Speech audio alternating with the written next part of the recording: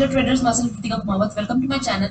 Let's see कल की trading session में हम निफ्टी को किस तरीके से ट्रेड कर सकते हैं, हमारा क्या एनालिसिस रहेगा। कुछ स्टॉक्स हम डिस्कस करेंगे जो हमें नेक्स्ट ट्रेडिंग सेशन में अच्छा प्रॉफिट गेन करके दे सकते हैं। सबसे पहले हम निफ्टी को डेली चार्ट में एनालिसिस करेंगे। कंटिन्यूसली मार्केट ऊपर की तरफ हायर हाइज बनाते जा रहा था, फिर एक पॉइंट से दैट इज 18,000 के लेवल से हमें नीचे की तरफ शार्प सेलिंग हमें देखने को मिली।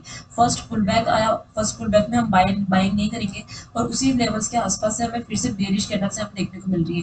यहाँ पे निफ्टी ने डेली चार्ट में एक इनसाइड कैंडल भी बनाई, उसी इनसाइड कैंडल का नीचे की तरफ अगर ब्रेकडाउन होता है एज पर ग्लोबल सिनेरियोज, तो हम नीचे की तरफ से सेलिंग के लिए प्लान कर सकते हैं। अगर 5 मिनट चार्ट में हमें कोई भी नेगेटिव कैंडल क्लोज होती हुई दिख रही तब। ओके, सो हमने डेली चार्ट में डिस्कस किया था कि मार्केट ने ये शार्प कैंडल बनाई, उसके बाद फर्स्ट पुल बैक में हम बाइंग का प्लान नहीं करेंगे, स्लो एंड स्टडी मार्केट नीचे की तरफ आता है। तो जिस जिस पुल बैक से मार्केट नीचे की तरफ आए, कौन सा लेवल है 70,680, ये 70,680 मेनली जब तक ये क्रॉस नहीं होता तब तक इसमें हम बाइंग के लिए प्लान नहीं कर सकते। अगर हम देखें तो ये नीचे की तरफ शार्प सेलिंग आई, फिर फर्स्ट पुल बैक आया, देन स्लो एंड स्टडी नीचे की तरफ सेलिंग आई, फिर जब तक ऊपर की तरफ ये कंसोलिडेशन करके यहाँ पर ऊपर की तरफ ब्रेकआउट नहीं देता, हम इसमें बुलिश के लिए प्लान नहीं करेंगे। इस तरीके से डब्ल्यू पैटर्न भी फॉर्म होता है।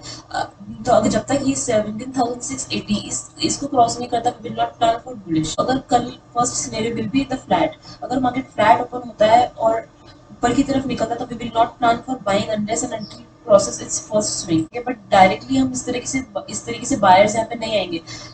It needs consolidation, it needs time to spend to go up. तो अगर मार्केट यहाँ पे थोड़ा टाइम स्पेंड करता है, थोड़ा कंसोलिडेशन करता है, तो फिर तब हम इसमें बाइंग के लिए प्लान कर सकते हैं। ऊपर की तरफ हमें अच्छा मूवमेंट देखने को मिल सकता है आने वाले दिनों में, अगर मार्केट एक से दो दिन तक यहाँ पे होल्ड करता है तो। नाउ अगर let's say market gap down open हो जाता है, as per global scenario chances are very high कि मार्केट गैप डाउन ओपन हो सकता है।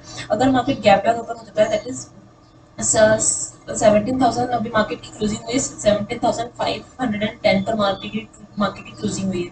तो लेट्स से अगर मार्केट 17,500 के नीचे, दैट इज इसी सपोर्ट एरिया के आसपास 17,420 के आसपास अगर ओपन हो जाता है, तो ये सपोर्ट भी है। अगर मार्केट यहाँ से ऊपर की तरफ कंसोलिडेशन करने के बाद ऊपर की तरफ निकलता है फर्स्ट हाफ एन आवर के अंदर अंदर, तो हम इसमें बाइंग के लिए प्लान कर सकते हैं।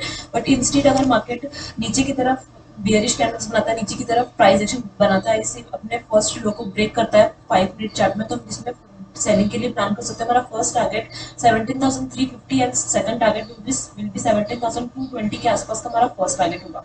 और अगर in case let's say market gap up हो जाता है, अगर मार्केट गैप अप हो जाता है लेट्स से 17,630 के आसपास, अगर मार्केट गैप अप हो जाता है दैट मींस ये जो मार्केट ने स्विंग बनाया है इसी के आसपास अगर गैप अप हो जाता है, तो हम सेलिंग के लिए सबसे पहले प्लान कर सकते हैं। उसके बाद अगर यहाँ पे कंसोलिडेशन करने के बाद मार्केट ऊपर की तरफ निकलता है, तो we will then plan for buying. तब तक मार्केट 16,780 मेनली ऊपर से देखा जाए तो 16,670 के ऊपर जब तक मार्केट नहीं निकलता, we will not plan for buying. ये एक लेवल है जहाँ से मार्केट बाइंग की तरफ बायर्स आ सकते हैं और इसे ऊपर की तरफ हम व्यू बना सकते हैं।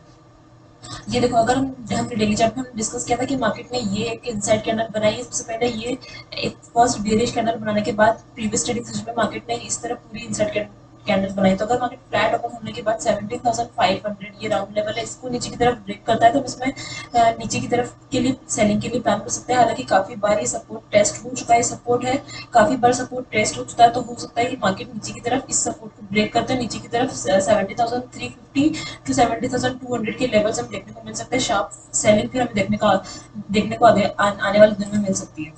Okay, now let's discuss stocks. Our first stock is Pyramid Industries.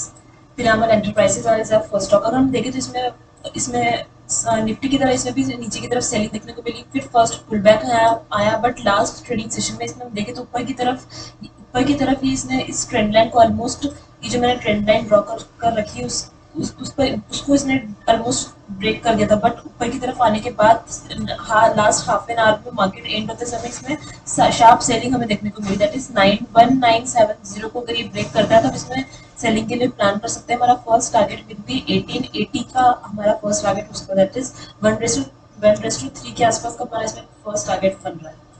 Second stock is SBI card.